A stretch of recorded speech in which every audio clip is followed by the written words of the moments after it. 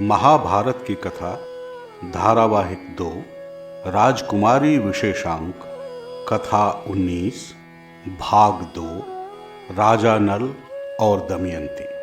संदर्भ युधिष्ठिर के यह कहने पर कि उनसे अधिक भाग्यहीन राजा कौन होगा, महर्षि बृहदश्व नल और दमयंती की कथा सुनाते हैं। अभी तक आपने सुना कि राजा नल और दमयंती का विवाह हो गया, वे सुखपूर्वक रहने लगे।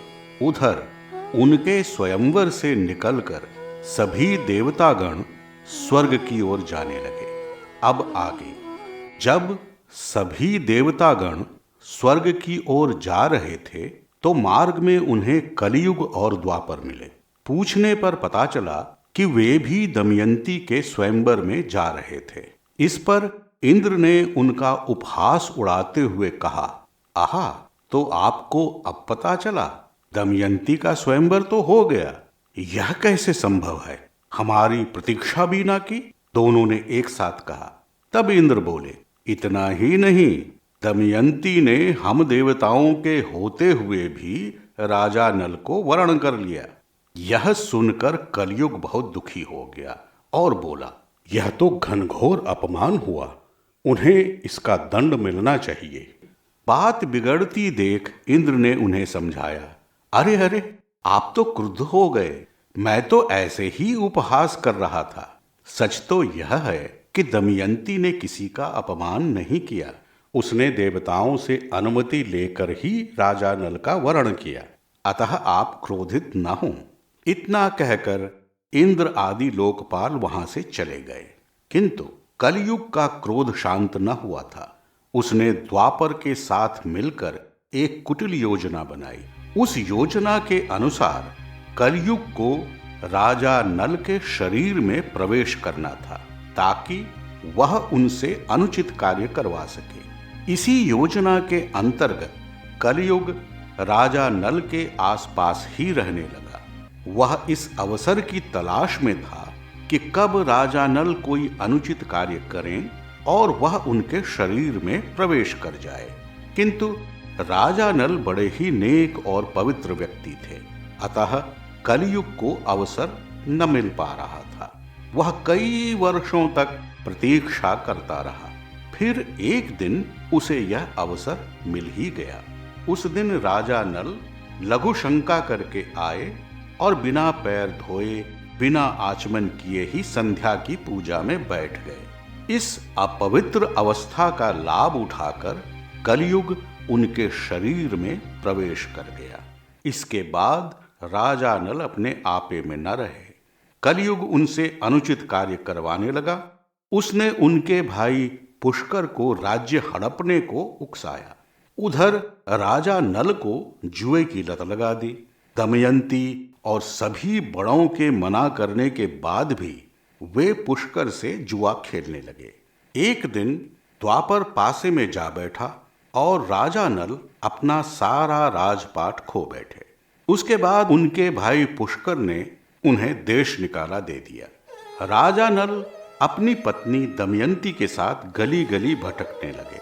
पुष्कर ने ढिंढोरा पिटवा दिया कि उसके राज्य में जो कोई भी नल या दमयंती की सहायता करेगा उसे मृत्यु दंड दिया जाएगा। अतः नगर के लोग चाहकर भी उनकी सहायता न कर पाए। कई दिनों तक भूखे प्यासे रहने के बाद वे निकट के वन में चले गए। वहीं कंदमूल खाकर अपना जीवन यापन करने लगे। एक दिन की बात है, राजा नल एक पेड़ के नीचे उदास बैठे थे। तभी सोने के पंख वाले कुछ पंछी उनके पास आकर बैठ गए। धन की लालच में राजा नल ने अपना वस्त्र उन पर फेंक दिया ताकि उन्हें पकड़ सके, किंतु वे पंछी उनका वस्त्र लेकर उड़ गए। राजा नल निर्वस्त्र हो गए और उनकी ओर देखने लगे तो वे पंछी बोले, अरे मूर्ख, हम पंछी नहीं पासे हैं।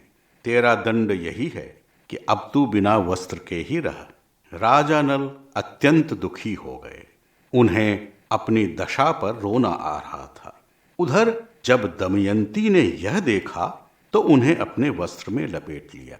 उसके बाद उसी वस्त्र के टुकड़े कर उन्हें पहनकर वे दोनों रहने लगे। ये उनके लिए बड़े दुख के दिन थे। दोनों ही इस दुख से छुटकारे का उपाय सोचते रहते थे। दमयंती के पिता के पास जाने से इस समस्या का निदान था, परंतु राजा नल को यह स्वीकार न था, बल्कि उन्होंने दमयंती को अपने पिता के पास चले जाने को कहा। किंतु दमयंती को भी अपने पति से अलग रहना स्वीकार न था।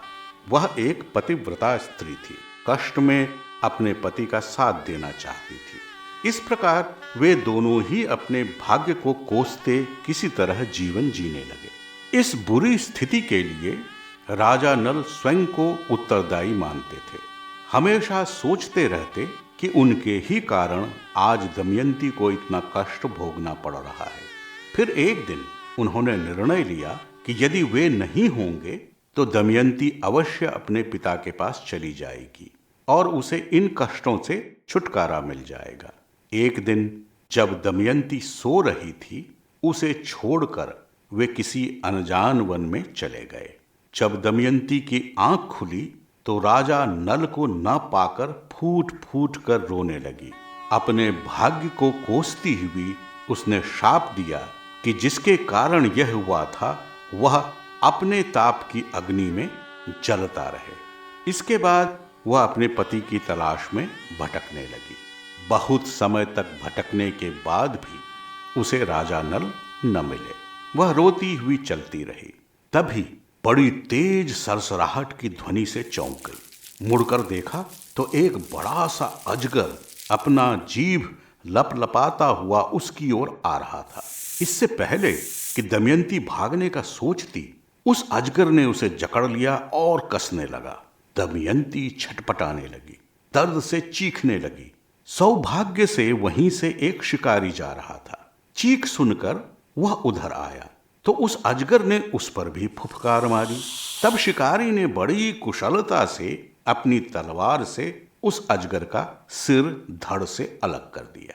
वह शिकारी वीर तो था, परंतु मन का काला था। पहले तो उसने दमयंती को खाना खिलाया और विश्राम करने दिया, फिर उससे मीठी बोली में हालचाल पूछा। जब उसे पता चला कि वह अकेली और दुखियारी है तो उसके साथ दुराचार करना चाहा। दमयंती ने उस शिकारी को सावधान किया कि पतिव्रता स्त्री को छूना पाप होता है, किंतु वह नीच शिकारी नहीं माना और जबरदस्ती करने लगा। तब दमयंती ने उसे शाप दिया कि वह इसी समय मृत्यु को प्राप्त हो जाए। उसके ऐसा कहते ही वह शिकारी उसी समय गिरकर मर गया। शिकारी से छुटकारा पाकर दमयंती राजा नल को ढूंढती हुई उत्तर दिशा की ओर चली गई। कई दिनों तक चलने के बाद उस सघन वन में उसे एक सुंदर बगीचा दिखाई दिया। वहां कई ऋषि मुनि बैठकर यज्ञादि कर रहे थे। उन्हें देखकर दमयंती को चैन मिला और वह उनके पास चली गई। ऋषियों ने उसका स्वागत किया और उसे फल फूल आदि खाने को दिए। पूछने पर दमयंती ने सारा हाल बता दिया। ऋषियों ने उसका हाल जानकर उसे भरोसा दिलाते हुए कहा, देवी, वह दिन दूर नहीं जब तुम्हें सुख की प्राप्ति होगी। तुम्हारा पति भी तुम्हें मिलेगा, किंतु विधि का विधान होकर ही रहेगा। अतः दुखी मत हो, अपना प्रयास करती रहो। उस ऋषि के इतना कहते ही वह बगीचा, आश्रम आदि सब विलीन हो गए। दमयंती ने इसे ईश्वर की वाणी समझा और राजा नल की खोज में जुट गई। कुछ ही दूरी पर उसे कुछ घोड़े और आदमी दिखे।